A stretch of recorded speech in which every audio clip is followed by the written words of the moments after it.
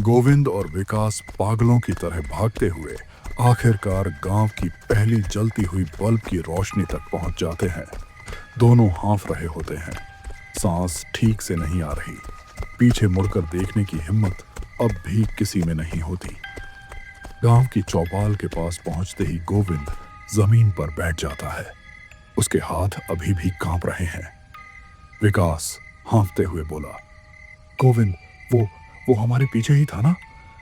गोविंद कोई जवाब नहीं देता, बस अपनी हथेलियों को देखता रहता है, जिन पर ठंड अब भी चिपकी हुई लग रही थी। इतने में 2-3 गांव वाले बाहर निकल आते हैं। गांव वाला, अरे इतनी रात को खेत से, ऐसे हाल में। तभी अचानक पूरे गांव की बिजली एक झटके में चली जाती है। अंधेरा। एक पल के लिए ऐसा लगता है जैसे पूरा गांव सांस रोक कर बैठ गया हो। उसी अंधेरे में कहीं बहुत पास से आवाज आती है, पानी।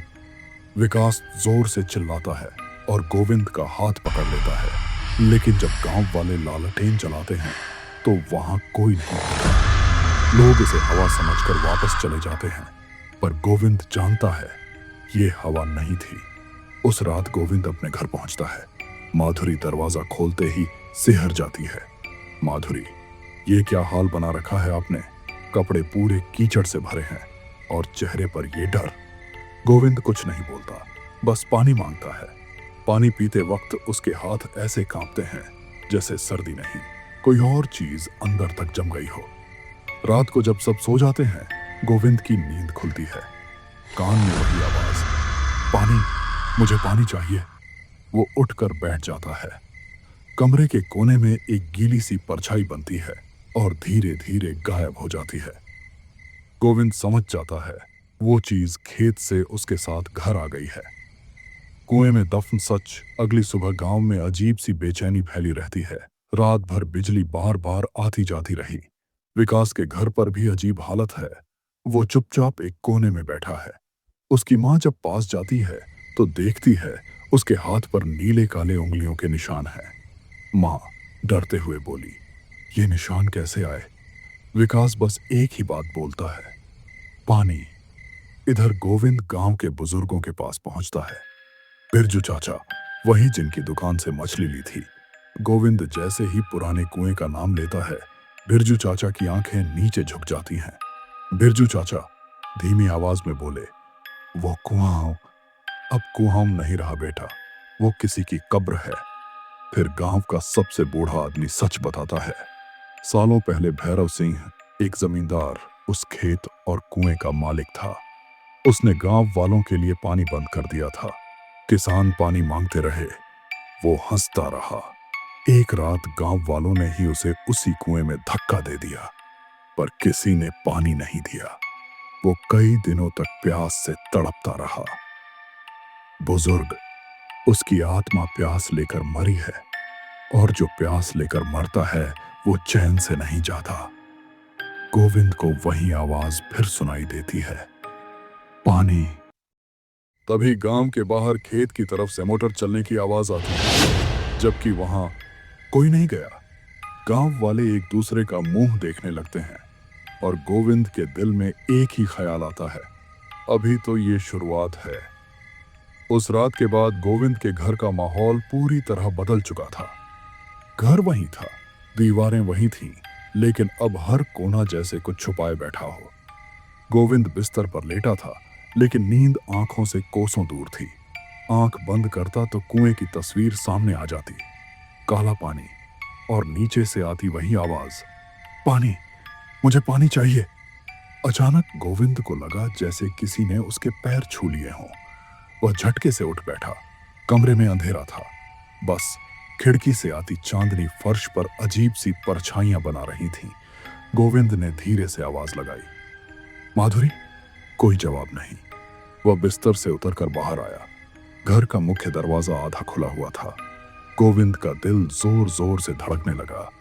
दरवाजे के बाहर माधुरी खड़ी थी, पर उसकी आंखें खुली नहीं थीं। वह नींद में चल रही थी। गोविंद ने कहा, माधुरी, ये क्या कर रही हो?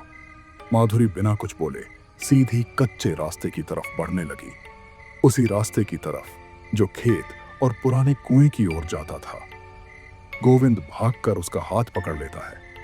जैसे ही वह उसका हाथ पकड़ता है, माधुरी की आंखें खुल जाती हैं और वह चीख पड़ती है। माधुरी रोते हुए बोली, वो मुझे बुला रहा है, कह रहा है कि अगर मैं नहीं गई तो वो तुम्हें ले जाएगा। गोविंद सन्न रह जाता है। वह पहली बार समझ पाता है, आत्मा अब सिर्फ डराने नहीं आई है, वह घर तक पहुंच चुकी है। उधर विकास की हालत और बिगड़ चुकी थी। वह दिन में भी अकेला नहीं बैठ पाता। हर वक्त उसे ठंड लगती रहती है। उसकी माँ देखती है कि वह बार बार कुएं की तरफ देखता है। एक दिन अचानक विकास गांव के बीचों बीच बेहोश होकर गिर पड़ता है। लोग उसे उठाकर चौपाल पर ले आते हैं। जब होश आता है तो उसके मुंह से बस एक ही बात निकलती है, वो मेरे अंदर पानी भर रहा है। गांव में डर फैल जाता है। अब यह बात साफ हो जाती है कि जो भी उस खेत और कुएं के करीब गया है वह सुरक्षित नहीं है। शाम होते होते गांव में एक अजनबी आदमी आता है। लंबे बाल, गले में ताबीज, हाथ में पीतल का कमंडल। वह सीधे चौपाल पर बैठ जाता है। जिस आत्मा की प्यास नहीं बुझती वह दूसरों की सांस छीन लेती है। सब लोग सन्न रह जाते हैं। गोविंद आगे बढ़कर पूछता है, क्या आप उस कुएं की बात कर रहे हैं? तांत्रिक की नजर सीधे गोविंद पर टिक जाती है। तांत्रिक बोला, आत्मा तुम्हारे साथ जुड़ चुकी है बेटा, तुम ही उसे खेत से घर लाए हो। माधुरी कांपने लगती है। तांत्रिक बताता है, वो आत्मा अमावस की रात पूरी ताकत में आएगी। अगर उसे इंसाफ और जलदान नहीं मिला तो गांव का पानी और बिजली हमेशा के लिए खत्म हो जाएगा। गांव में सन्नाटा छा जाता है। बिरजू चाचा का चेहरा पसीने से भर जाता है। वह नजरें नहीं मिला पाते। तांत्रिक अचानक उनकी तरफ देखता है। जो उस रात वहां था वो आज भी जिंदा है और आत्मा उसे पहचानती है। बिरजू चाचा के हाथ कांपने लगते हैं। उसी वक्त दूर खेत की तरफ से मोटर अपने आप चालू होने की आवाज आती है, जबकि उस तरफ कोई नहीं गया। तांत्रिक खड़ा हो जाता है। अब देर नहीं करनी चाहिए, वरना अगली रात कोई वापस नहीं आएगा। गोविंद दूर अंधेरे की तरफ देखता है। उसे लगता है जैसे कुएं के अंदर से कोई मुस्कुरा रहा हो। और कहानी अब एक ऐसे मोड़ पर पहुंच जाती है जहां लौटने का रास्ता धीरे धीरे बंद हो रहा है। गांव की चौपाल पर उस शाम अजीब सा सन्नाटा था। लालटेन की पीली रोशनी में हर चेहरा डरा हुआ लग रहा था। तांत्रिक बीच में बैठा था, आंखें बंद, जैसे किसी आवाज को सुन रहा हो। हवा अचानक ठंडी हो जाती है। तांत्रिक आंखें खोलता है। तांत्रिक गंभीर आवाज में बोला, वो आत्मा यही है, अभी इसी वक्त हम सबको देख रही है। माधुरी गोविंद का हाथ और कसकर पकड़ लेती है। माधुरी बोली, ये सब कब खत्म होगा? तांत्रिक जमीन पर चावल बिखेरता है। कुछ मंत्र बुदबुदाता है। अचानक चावल खुद ब खुद हिलने लगते हैं। लोगों की सांसें अटक जाती हैं। तांत्रिक बोला, आत्मा प्यास की नहीं, धोखे की सजा मांग रही है। सब एक दूसरे का चेहरा देखने लगते हैं। गोविंद आगे आता है। गोविंद बोला, आप साफ साफ बताइए, उस रात हुआ क्या था?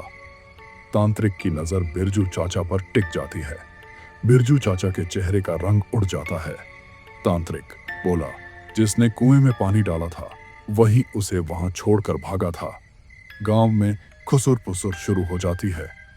बिरजू चाचा कांपते हुए बोलते हैं। बिरजू चाचा बोले, मैं वहां था, पर मैंने उसे मारा नहीं, वो खुद गिर गया था। तांत्रिक जोर से जमीन पर डंडा पटकता है। तांत्रिक बोला, झूठ, उसने पानी मांगा था और तुमने कुएं में सिर्फ आधा घड़ा डाला। बिरजू चाचा की आंखों से आंसू गिरने लगते हैं।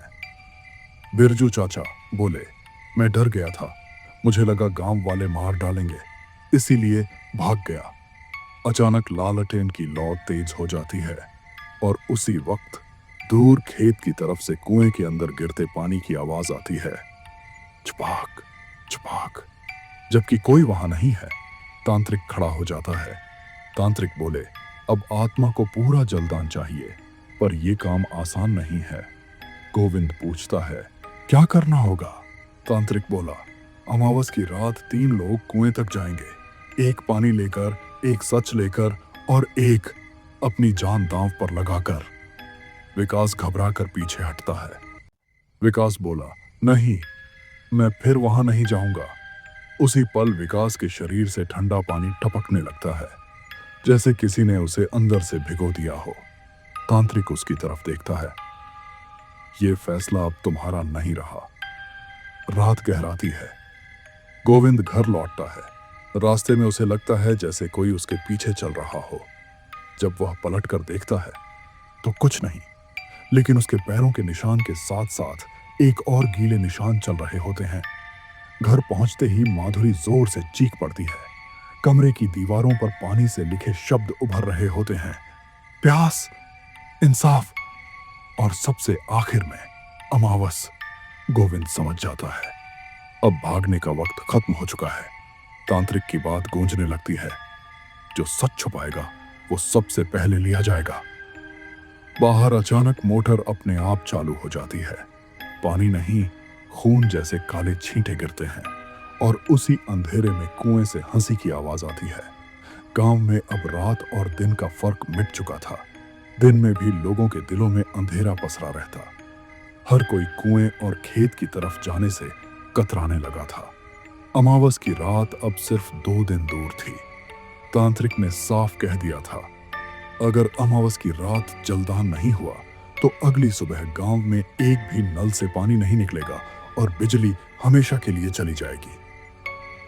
चौपाल पर फिर बैठक बुलाई गई। इस बार गांव का हर आदमी मौजूद था।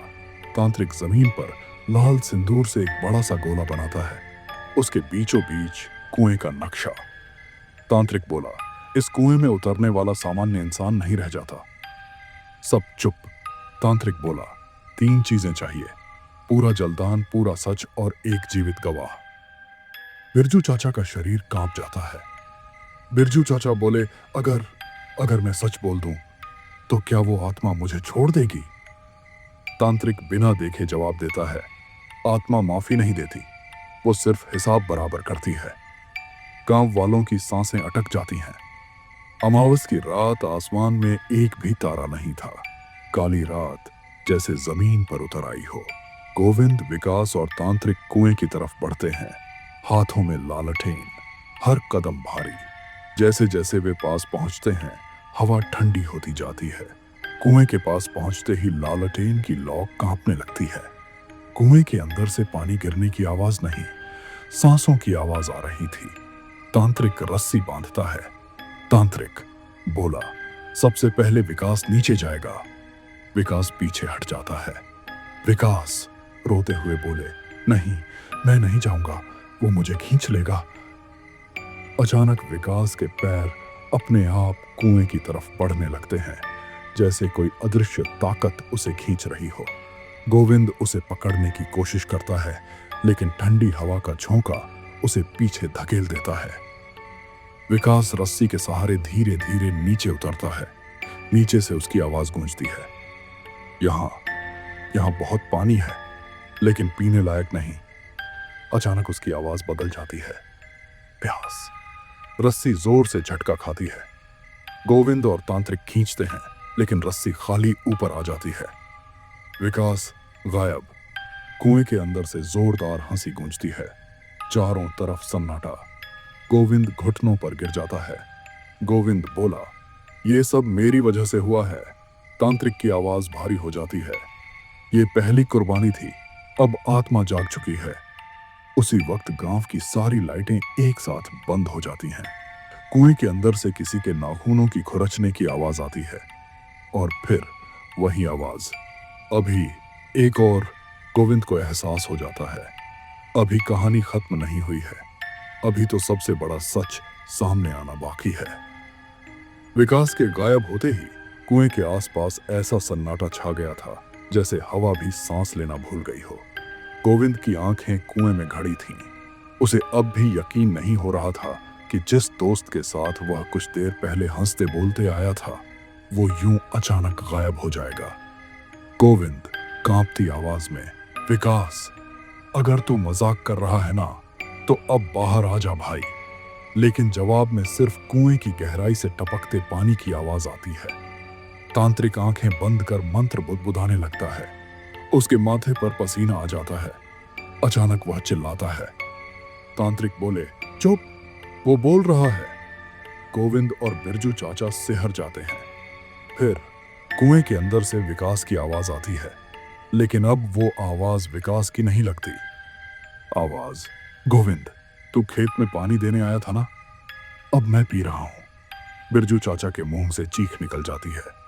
बिरजू चाचा बोले, ये उसकी आवाज नहीं है। तांत्रिक धीरे धीरे पीछे हटता है। तांत्रिक बोला, आत्मा ने उसे पूरा नहीं लिया, उसे आधा छोड़ दिया है। अचानक रस्सी अपने आप हिलने लगती है। गोविंद और बिरजू चाचा डरते डरते उसे खींचते हैं। जो ऊपर आता है उसे देखकर दोनों की रूह कांप जाती है। विकास, लेकिन उसका चेहरा पीला नहीं, नीला पड़ चुका था। उसकी आंखें खुली हैं, पर पलकें झपक नहीं रही।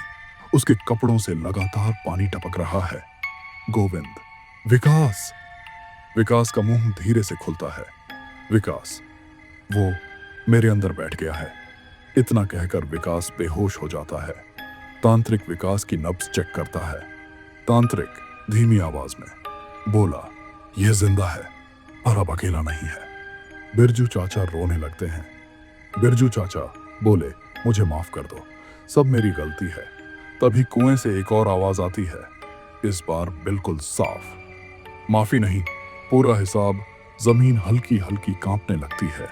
पास खड़ा पुराना पेड़ चरमराने लगता है। तांत्रिक जोर से चिल्लाता है, अगर आज सच पूरा नहीं बताया गया तो अगली बार ये आत्मा कुएं से बाहर आ जाएगी। सबकी नजर बिरजू चाचा पर टिक जाती है। बिरजू चाचा जमीन पर बैठ जाते हैं।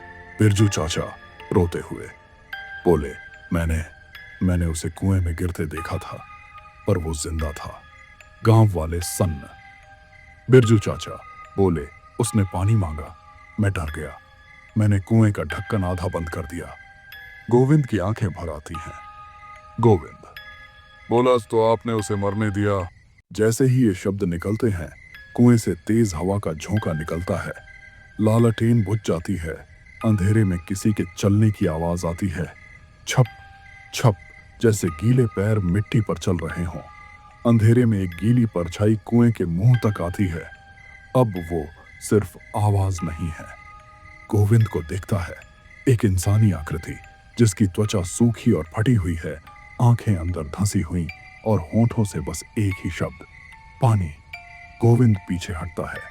तांत्रिक कांपते हुए बोलता है, अब आखिरी रात बची है, कल अमावस है, या तो पूरा जलदान होगा या गांव का अंत। आत्मा धीरे धीरे फिर कुएं में समा जाती है, लेकिन उसकी हंसी अब भी हवा में गूंज रही होती है। विकास अचानक आंखें खोलता है और एक ही बात कहता है, कल कोई मरेगा। विकास के मुंह से निकले वो शब्द, कल कोई मरेगा, पूरे गांव में आग की तरह फैल गए। कोई उस रात सो नहीं पाया। हर घर में दिया जलता रहा। हर दरवाजे पर पानी से भरा लोटा रखा गया, जैसे मौत को रिश्वत दी जा रही हो। अमावस की रात आ चुकी थी। आसमान बिल्कुल काला, न चांद न तारे, जैसे ऊपर भी सब कुछ खत्म हो चुका हो।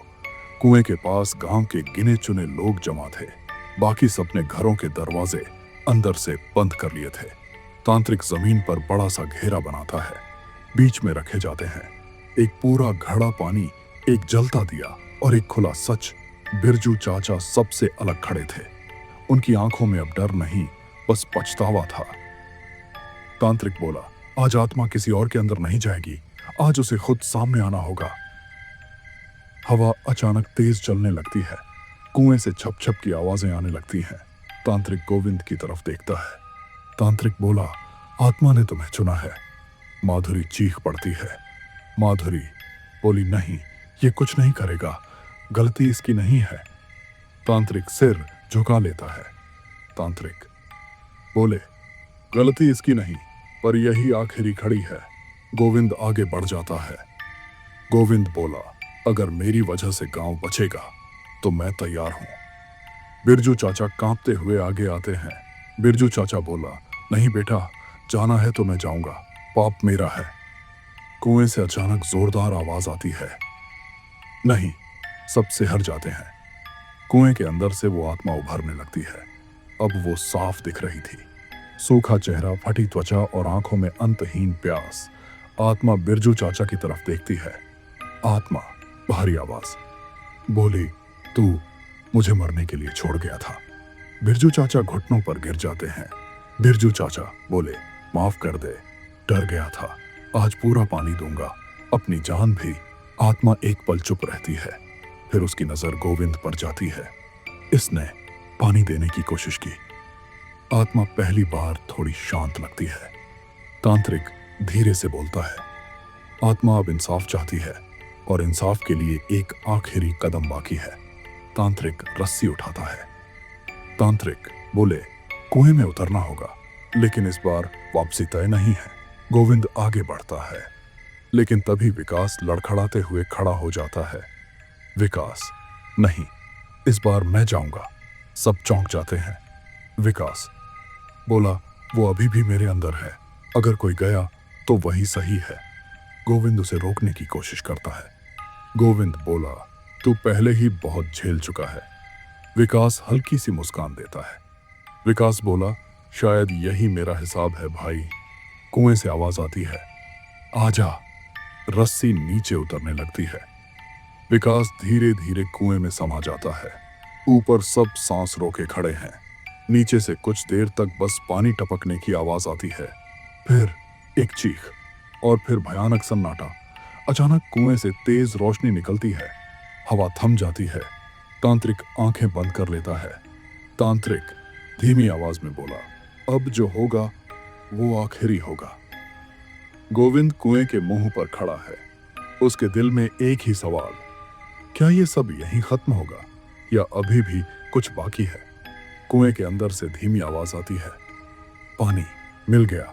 लेकिन उसके बाद जो शब्द आते हैं वो गोविंद की रूह कंपा देते हैं। अब आजादी चाहिए। आखिरी सच्चाई बरसात अब भी हो रही थी, लेकिन इस बार बारिश की आवाज डरावनी नहीं थी, बल्कि किसी फैसले की गवाह बन चुकी थी। आरव की आंखों के सामने सब कुछ साफ होने लगा था। पुरानी डायरी, टूटे पन्ने और वो नाम, चालावा। तभी अचानक छप छप छप, पीछे से किसी के चलने की आवाज आई। आरव ने धीरे धीरे मुड़कर देखा। वो लड़की वही जो हर बरसाती रात दिखाई देती थी। हाथ में वही पुराना लैंप, लेकिन इस बार उसका चेहरा साफ दिख रहा था। आंखों में डर नहीं, बल्कि सदियों की थकान थी। वो बोली, तुम आ गए आरव, जिस दिन का इंतजार था आज वो दिन है। आरव कांपती आवाज में बोला, तुम कौन हो? लड़की ने लैंप जमीन पर रखा। बारिश की बूंदें उस पर गिर रही थीं, लेकिन लैंप की रोशनी बुझी नहीं। वो बोली, मैं वही हूं जिसे इस हवेली में बरसों पहले जिंदा जला दिया गया था। मेरा नाम था अनाया। आरव का दिल जोर से धड़कने लगा। अनाया आगे बोली, जिस दिन मुझे मारा गया तो फिर जो लोग मरे? आरव ने पूछा। अनाया ने नीचे देखा। डर से मरे, अपने गुनाहों से मरे, क्योंकि सच से बड़ा डर कुछ नहीं होता। तभी हवेली की दीवारों पर पुराने सीन दिखने लगे, लोग, आग और एक लड़की की चीख, मुझे बचा लो। आरव जोर से चिल्लाया, बस अब बहुत हुआ। उसने डायरी उठाई और जोर से बोला, आज इस कहानी का अंत होगा। अनाया मुस्कुराई। पहली बार वो बोली, अगर कोई मेरा नाम ले और मेरी सच्चाई माने तो मेरी आत्मा आजाद हो सकती है। आरव ने पूरी ताकत से कहा। अनाया निर्दोष थी। जैसे ही ये शब्द गूंजे, तेज रोशनी फैली, हवेली हिलने लगी। बारिश अचानक रुक गई।